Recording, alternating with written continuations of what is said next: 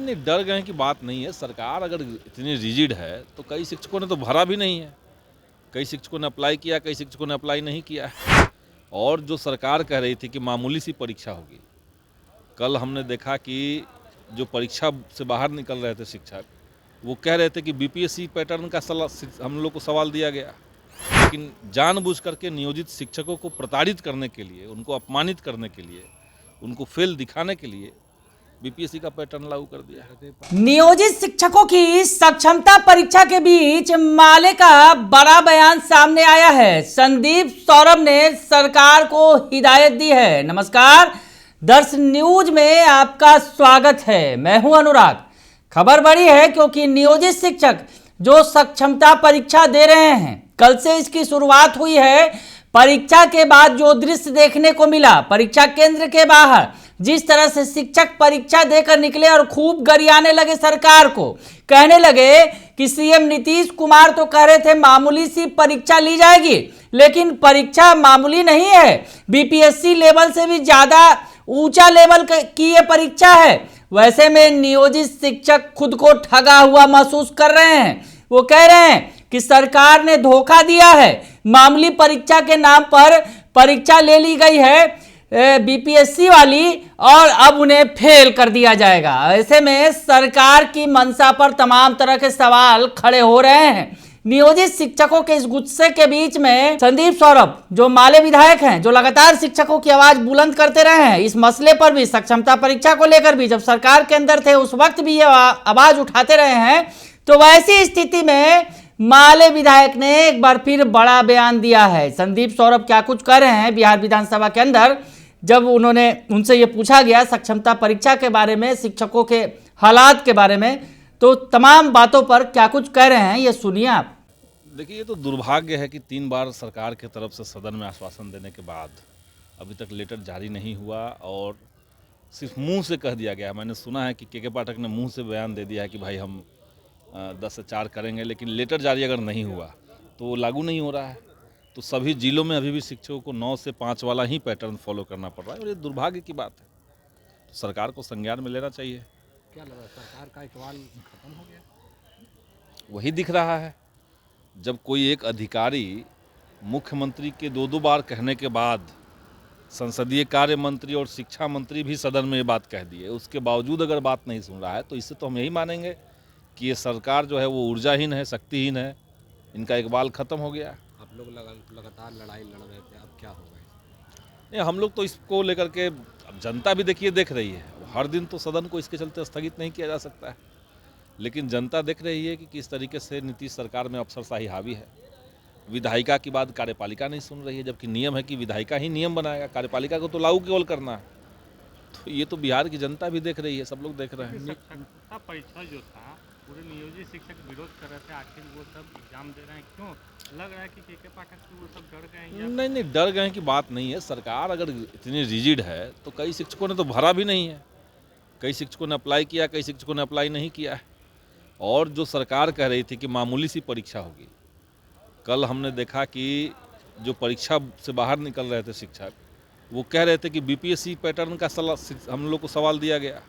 ये तो बात नहीं थी, ये तो तार्किक ही नहीं है। कि हमने तो यही कहा था कि जो शिक्षक जिस कक्षा को पढ़ा रहे हैं या जिस विषय को पढ़ा रहे हैं, उसी विषय से उसी कक्षा का सवाल उनसे पूछना चाहिए था। लेकिन जानबूझ करके नियोजित शिक्षकों को प्रताड़ित करने के लिए, उनको अपमानित करने के लिए, उनको फेल दिखाने के लिए बीपीएससी का पैटर्न लागू कर दिया है। परीक्षा के चेकिंग के नाम पर लोगों से नाक के नथिया, कान के बाली, तमाम चीज़ हैं जो खुलवा दी। देखिए कितना गलत है ये सब। तो हम वही कह रहे हैं कि ये जो एनडीए की सरकार है, ये पहले भी नियोजित शिक्षकों के खिलाफ थी और अभी भी ये नियोजित शिक्षकों के खिलाफ ही है। आप लोग सरकार से बातचीत करेंगे जिस तरीके से जो सक्षमता परीक्षा में जो विरोध किया गया था?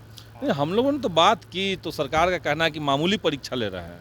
हमने तो ये भी कहा कि 3 जिलों का विकल्प उसमें से हटा दीजिए, सारी परीक्षाएं को आप ऑफलाइन लीजिए, डिपार्टमेंटल परीक्षा लीजिए और ये घोषणा कीजिए, लेटर ला करके कहिए कि इसमें से किसी को कोई नौकरी से निकाला नहीं जाएगा। परीक्षा के नाम पर ठग दिया गया नियोजित शिक्षकों को। निश्चित तौर से वही लग रहा है।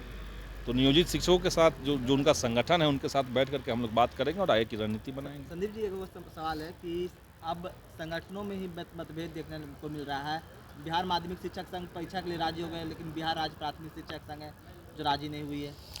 देखिए, अब परीक्षा के लिए आपत्ति सच मायने में देखिए तो बड़े हिस्से को नहीं है, लेकिन सवाल यही है कि परीक्षा आप लेना किस मकसद से चाहते हैं।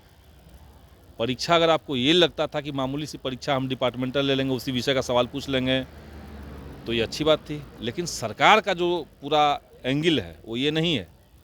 उन्होंने 3 विकल्प का जो दे दिया अनिवार्यता कि फॉर्म भरते समय आपको 3 विकल्प देना पड़ेगा। अब आप समझिए कि जो शिक्षक किसी एक जगह पे सेटल हो चुके हैं, 2 साल में वो रिटायर हो जाएंगे, और शिक्षक का जो पद होता है वो सरकार खुद ही स्वीकार कर रही है कि ये अस्थानांतरणीय होता है, इसमें ट्रांसफ़र नहीं होता है। तो जो शिक्षक कहीं सेटल हैं, उनका परिवार सेटल है, अब आप कह रहे हैं कि 3 जिलों का विकल्प दीजिए, आपको हम कहीं फेंक देंगे, ये तो गड़बड़ है ना। तो इसके चलते बहुत सारे शिक्षक नाखुश हैं सक्षमता परीक्षा से। शिक्षक इनकी बात माने, के पाठक की माने या फिर मुख्यमंत्री नीतीश कुमार? ये सवाल आप लोग को सरकार से जरूर पूछना चाहिए कि शिक्षक बात किन की माने। सरकार के जो भी मंत्री हैं, हालांकि अधिकांश मंत्री तो सदन में आते नहीं हैं, मंत्रिमंडल का विस्तार हो नहीं रहा है, और इसका सबसे बड़ा खामियाजा जो भुगत रहा है वो बिहार की जनता भुगत रही है। उनको पता नहीं कि हमारे विभाग का असली मंत्री कौन है। सब प्रभारी मंत्री से काम चल रहा है, एक जो है मंत्री वो 8-8, 10-10 मंत्री बने हुए हैं, और इतने समय से चल रहा है।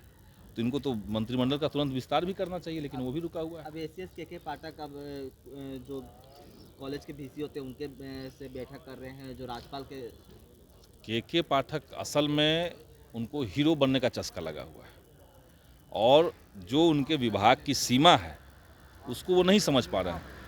जैसे आप देखिए, हम लोगों ने मांग उठाई थी विधानसभा के अंदर, मैंने एक क्वेश्चन डाला था कि ये जो बिना टेंडर का आपने आउटसोर्सिंग एजेंसियों को ठेका दिया है, तो इसको किस नियम से आपने जायज़ ठहराया, किस नियम से आपने ये किया है।